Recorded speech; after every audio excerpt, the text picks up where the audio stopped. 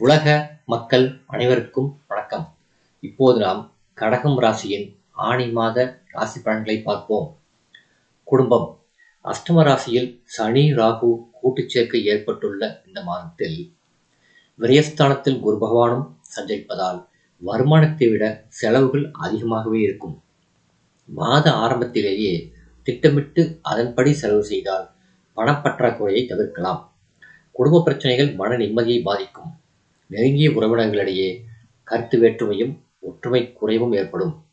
கணவன் மனைவியரிடையே அந்யோன்யம் பாதிக்கப்படக்கூடும். வெளியூர் பயணம் ஒன்றையும் தவிர்க்க இயலாது.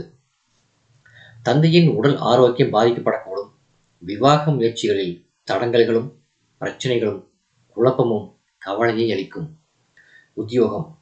உத்தியோகத்துறைக்கு அதிபதியான சனி பகவான் ராகுவுடன் சேர்ந்து ராசிக்கு 8ஆம் இடமாகிய கும்பராசியில் சஞ்சரிப்பதால் அன்றாட பணிகளில் கவனமாக இருத்தல் மிகவும் அவசியம்.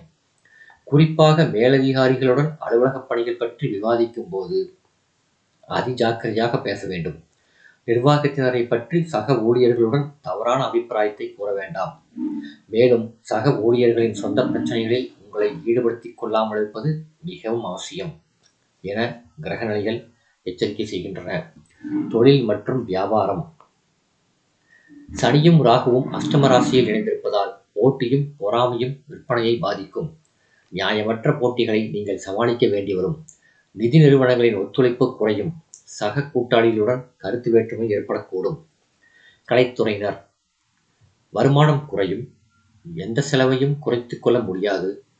குடும்ப பிரச்சனைகளும் கவலையை அளிக்கும். மருத்துவ செலவுகளை தவிர்க்கவே முடியாது. வாய்ப்புகள் கிடைத்தாலும் எதிர்பார்க்கும் அளவிற்கு உங்களுக்கு வருமானம் இருக்க வாய்ப்பில்லை. அரசியல் துறையினர். கட்சியில் ஆதரவு குறையாது. மேல்மட்ட தலைவர்களின் நம்பிக்கைக்கு பாத்திரமாக திகழ்வீர்கள்.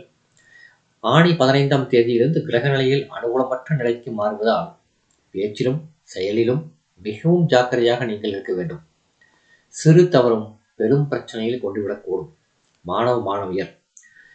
கல்வித்துறையை தங்கள் கட்டுப்பாட்டில் வைத்துக் கொண்டுள்ள கிரகங்கள் அனைத்தும் இம்மாதம் முழுவதும் சுபபலம் பெற்றிருக்கவில்லை. பாடங்களில் மனம் ஆர்வத்துடன் ஈடுபட மறுக்கும். தேவையற்ற விஷயங்களில் மனம் செல்லும். தவறான பழக்க வழக்கங்கள் உள்ள நண்பர்களுடன் சேர்க்கை ஏற்படக்கூடும். அது உங்கள் கல்வி முன்னேற்றத்தை பாதிக்கும். தவிர்ப்பது அவசியம். விவசாயத்துறையினர். விவசாயத்துறையின் கிரகங்கள் அனைத்தும் சாதகமாக இல்லை. மிக கடுமையாக உழைத்தும் விளைச்சல் எதிர்பார்த்தபடி சற்று குறைவாகவே இருக்கும். ஆடு மாடுகளின் பராமரிப்பில் பணம் விரயமாகும். பழைய கடன்கள் தொல்லை தரும். தண்ணீர் பற்றாக்குறை ஏற்படுவதற்கு சாத்தியக்கூறு உள்ளதையும் கிரகநிலைகள் எடுத்து காட்டுகின்றன. பெண்மணிகள். ராசிக்கு அஷ்டமஸ்தானத்தில் சனி ராகு கூட்டுச் சேர்க்கை ஏற்பட்டுள்ளதால் ஏதாவது ஒரு உடல் உபாதை தொல்லை தரும். அடிக்கடி மருத்துவ செலவுகள் ஏற்படக்கூடும். வேலைக்கு சென்று வரும் பெண்மணிகள் தங்கள் பணிகளில் கவனமாக இருத்தல் அவசியம். விவாகமாகாத பெண்களுக்கு வரன் அமைவது தாமதப்படும். சந்திராஷ்டம தினங்கள். ஆணி 2 பிற்பகல் முதல் 4 மாலை வரை. மீண்டும் 29 இரவு முதல் 31 நள்ளிரவு வரை. பரிகாரம். அஷ்டமச்சனியின் தோஷம் நீங்குவதற்காக சனிக்கிழமைகளில் அருகில் உள்ள திருக்கோயில் ஒன்றில் மாலையில் நல்லெண்ணெய் தீபம் ஏற்றுவது சிறந்த பரிகாரமாகும்.